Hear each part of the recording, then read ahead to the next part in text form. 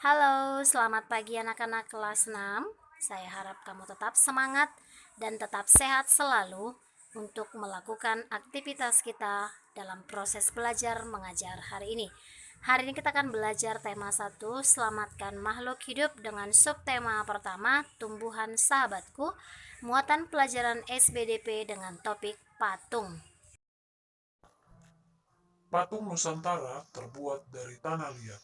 Patung-patung tersebut sangat diminati baik oleh wisatawan lokal maupun mancanegara. Nah, anak-anak sudah pernah lihat patung dari tanah liat tidak? Sekarang coba kamu amati aneka kerajinan tanah liat dari daerah Kasongan berikut. Kemudian jawablah pertanyaan yang menyertainya.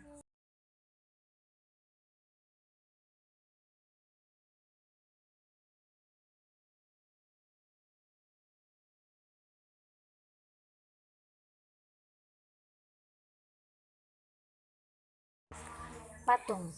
Patung adalah benda tiga dimensi karya manusia yang diakui sebagai suatu karya seni.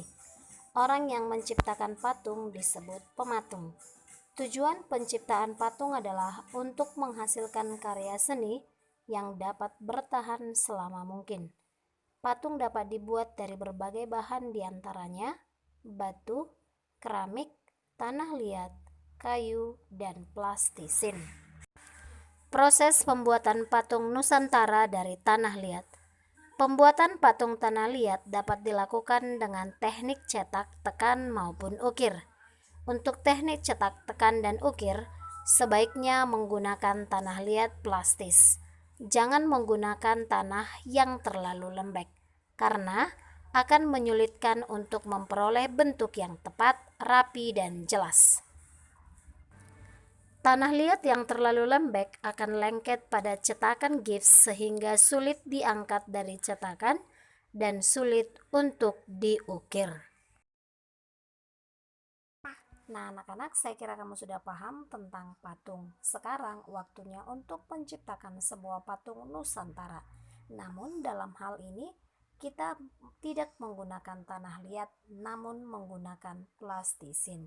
Dan plastisin yang akan kita gunakan, kita adon sendiri menggunakan berbagai bahan yang mudah untuk didapatkan.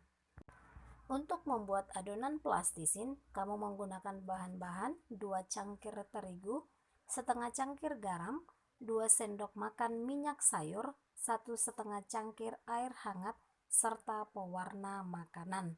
Kemudian, kamu ikuti langkah-langkah untuk membuat adonan plastisin. Yang pertama, campurkan terigu, garam, dan minyak sayur dalam wadah. Yang kedua, masukkan air hangat secara bertahap hingga adonan menjadi liat, tidak terlalu lembek.